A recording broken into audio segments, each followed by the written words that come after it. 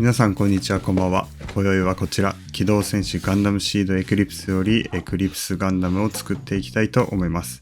こちらの機体はガンダムシードの新たなモビルスーツバリエーション、ガンダムシードエクリプスに登場する主役モビルスーツです。現在ガンダムエースにて連載中らしいのですが、自分はまだ見れてないです。このヒロイックな印象とかなり尖ったフォルムを楽しみながら気合を入れて作っていきたいと思います。それでは早速いきましょう。それでは箱を開けていきます。前回のナイチンゲールは小さいですが MG なので中身はパンパンです。袋の数もなかなかこのボリューム。中にはエクリプスガンダム専用のマニューバストライカーパックの広告が入ってました。現在もプレミアムバンダイで予約受付中みたいです。ランナーはこんな感じ。エフェクトパーツは豊富で特殊な形が付属しています。そしてホイールシール、マーキングシールが付属しています。MG なので水転写式が良かったですね。そしてフレームのランナーにはフリーダムガンダムのものが入ってました。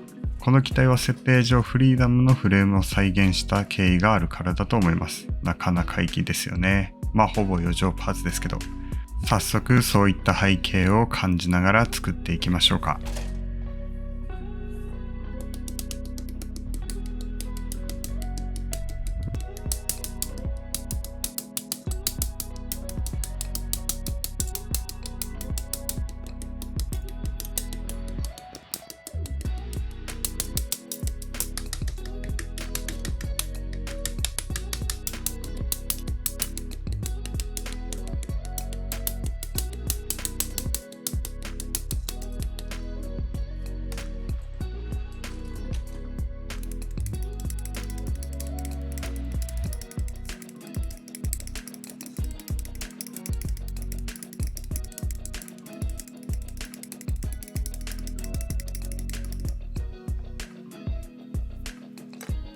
組み立てている間にこの物語について話していきましょうか。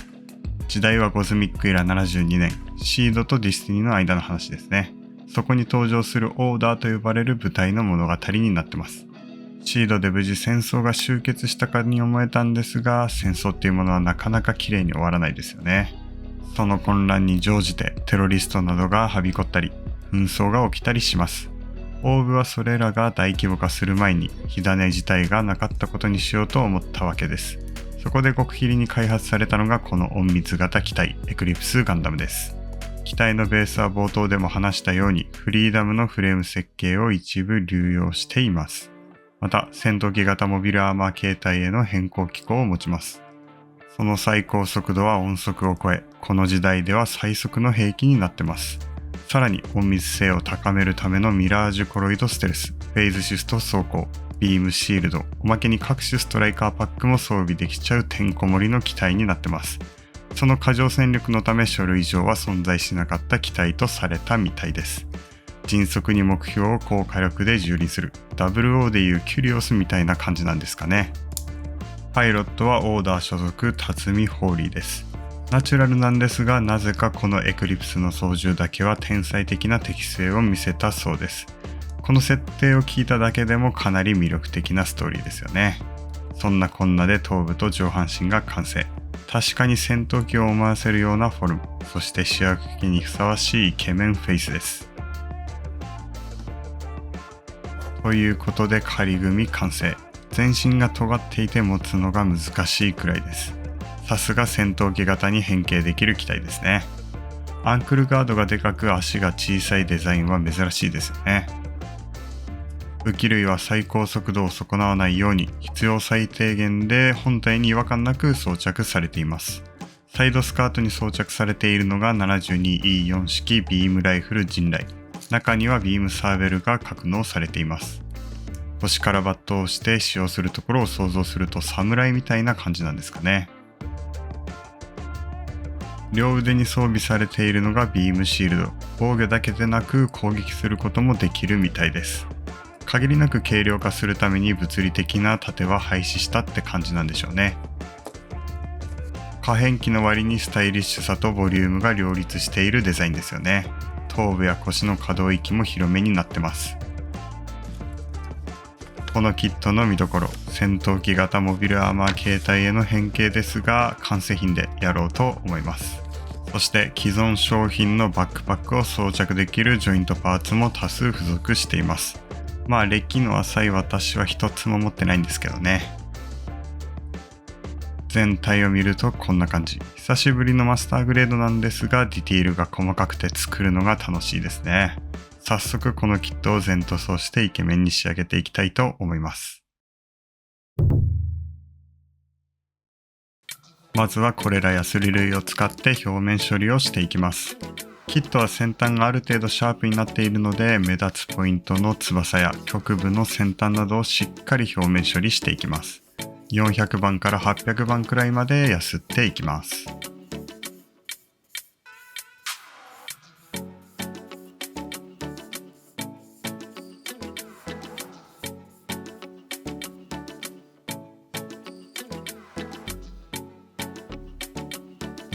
右側が処理後なんですが、光に当てると左側のプラスチックの歪みが見えますよね。こういったところをしっかり整えていきます。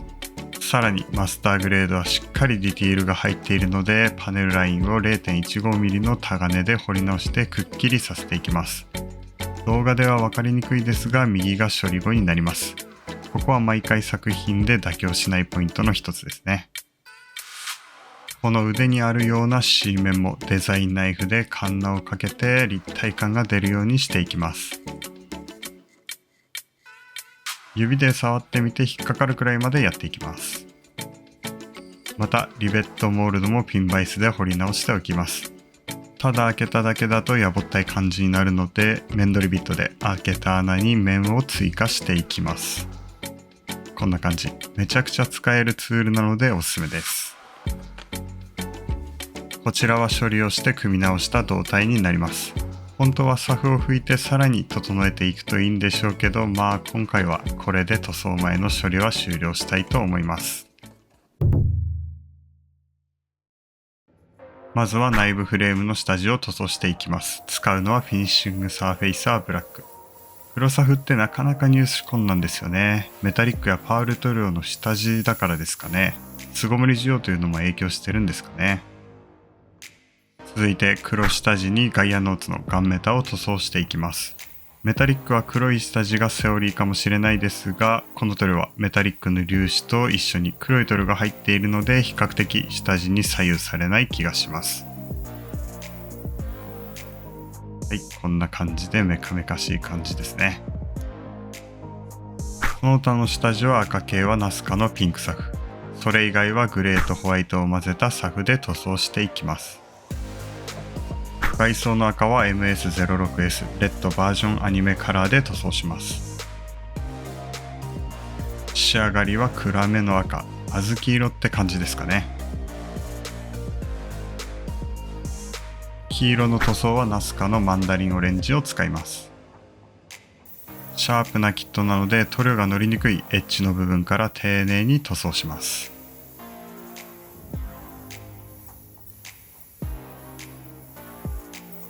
鮮やかな人参の完成。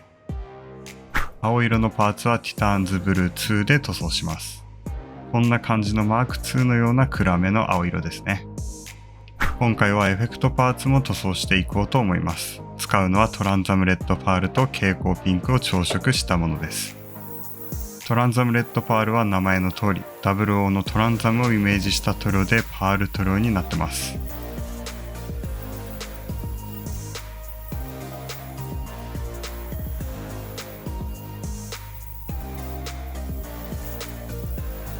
こんな感じでピンクのビームサーベルを表現するときに使いそうですね。ダークグレーのパーツを塗装していきます。使うのはガイアノーツミッドナイトブルー。こちらはアメリカ海軍をイメージしたものなんですが、ガイアノーツさんの塗料は模型用に光沢になっています。なので今回こちらを使用しました。後の工程を考えるとできるだけ光沢に近い塗料を使いたいですよね。仕上がりはこんな感じ。いい質感ですね。そしてメインカラーの白は同じくアメリカ海軍をイメージしたミディアムブルーを使っていきます。今回のカラーコンセプトとしては戦闘機をイメージして塗装したいと思ってこのカラーを選びました。グレー寄りのカラーリングなんで戦闘機のイメージの他にシード系ならではのリアクティブモードにも見えるかもしれないですね。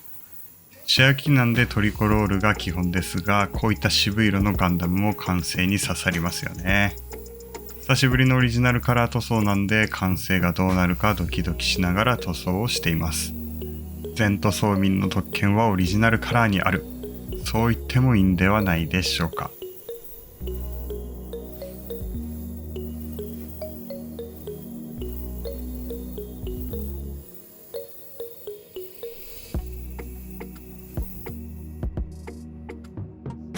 ガラッとイメージが変わりましたね。いい感じ。さらに塗り分けをしていきます。使うのはニュートラルグレー3。こんな感じでマスキングをしました。マスキング作業で自分の中で心がけているのはしっかり貼るのが当たり前だと思うんですが、できるだけ少ない枚数でマスクすることを意識しています。マスキングの枚数が多いとそれだけ隙間が空いてしまいますよね。そうすると隙間から塗料が入ってはみ出した感じになっちゃいます。なのでこういったところを気をつけながらマスキングして塗装をしています。これでエアブラシによる塗装は終了。早速試行の時間、マスキングを取っていきたいと思います。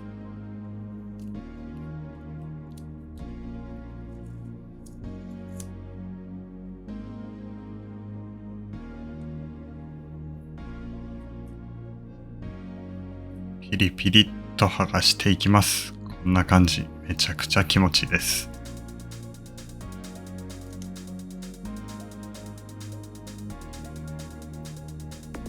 マスキングが一気に剥がれるとその気持ちよさも倍増です。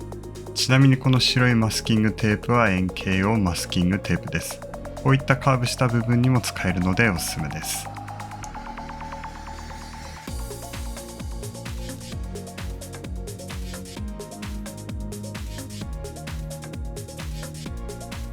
ビームライフルの部分なんですが、塗り分けはこんな感じです。塗り分けは大変ですけど一気に印象が変わりますよね。続いて部分塗装墨入れを行っていきます。まずは下出るカラーのリードベルチャーで放熱フィンのようなところを塗っていきます。腕やこの足の部分ですね、そこを塗っていきます。この部分はパーツ分割がされていないのでしっかり塗っていきたいですね。面相筆でしっかり塗っていきます。できるだけはみ出したくはないですが、この塗料は水性塗料なんで乾く前なら水道水で、乾いてしまってもマジックリンで拭き取ることができます。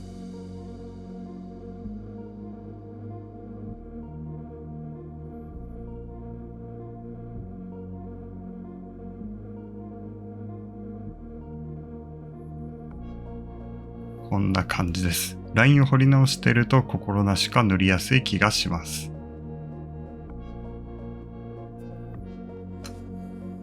さらに筆塗りした部分に陰影をつけるために下出るカラーシェード、ナルンオイルを塗っていきます。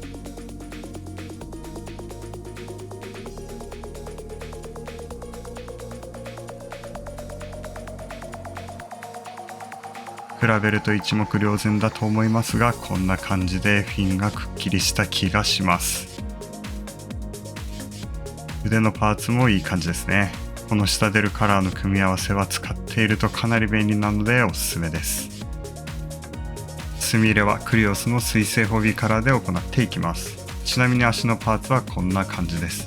まだ塗料を拭き取っていないですが、レッドポイントやグリーンポイントなんかも部分塗装で再現しています。墨入れの準備をしていきます。まずは塗料を取って薄め液で3から4倍に希釈します。そこへマジックリンを数滴垂らして完成です。しっかり混ぜて早速墨入れをしていきます。スーッと入っていきますね。これもおすすめの方法なので、エナメル塗料が苦手な方はぜひ試してみてください。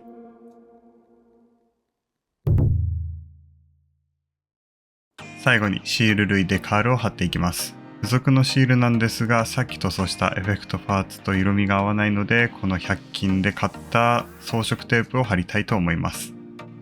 カットしたテープをしっかり貼っていきます。このテープは粘着力が弱いので、爪楊枝などでしっかり貼っていきます。デカールはマークセッターを使って貼っていきます。今回使ったのはホビージャパンさんのラインデカールやセイラマスヨ専用セットです。ラインデカールは最近気に入っているデカールですね。あとせっかくなんでオーダーのマーキングシールも貼ってみたいと思います。マーキングシールもマークセッターを使ってひたひたにしながら貼ると意外としっかり貼れます。貼り終わったら最後にトップコートを拭いて仕上げていきます。はい、ということで完成しました。トップコートは半光沢で仕上げています。足はこんな感じでフィンの部分を強調できたので戦闘機っぽさが出ていると思います。足をつけて下半身の完成。レッドポイントやグリーンポイントもいい感じですね。膝裏のシリンダーなんかも塗り分けています。さらに腕を胴体につけて上半身の完成。どうでしょう。カメラアイやセンサーもピンクにしててよかったですね。イケメンです。サイドスカートに武器をつけるとこんな感じ。ビームライフルは本体に合わせて塗り分けているのでさらにかっこよさが増したと思います。今回戦闘機をイメージして塗装してみたんですがどうでしょうか。自分的には結構満足しています。今見てみるとマーク3だったりジェスタみたいなカラーリングになりましたね。あと実はエクリプスガンダムは2機確認されているらしいです。オーダーのもう一人のパイロット、コーディネーター、ケン・ノーランド・スセ専用機らしいです。まだ不明ですが2号機カラーはどんな感じなんでしょうかね。ジャスティスみたいな赤色のカラーリングっていうのも考えられますよね。そういったところを想像して作るのもこのキットの楽しみの一つですね。ということで完成したのでポージングを決めてターンテーブルで見ていきましょう。今回はしっかりモビルアーマー形態にもしました。変形めちゃくちゃ大変でした。長らくご視聴ありがとうございました。それではエクリプスガンダムどうぞ。